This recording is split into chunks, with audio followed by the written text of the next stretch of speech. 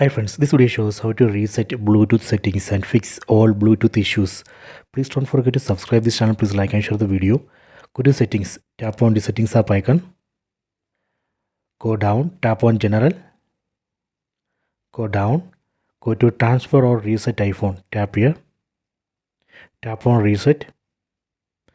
Here you can see reset network settings. Tap here.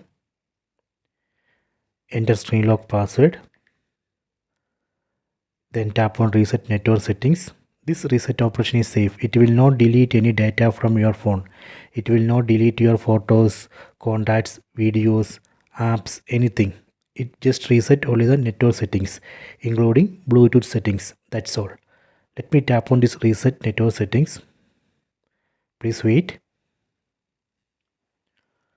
Okay, reset operation has been completed. Enter screen lock password. Done. After this reset operation, we can check Bluetooth. Bluetooth should work.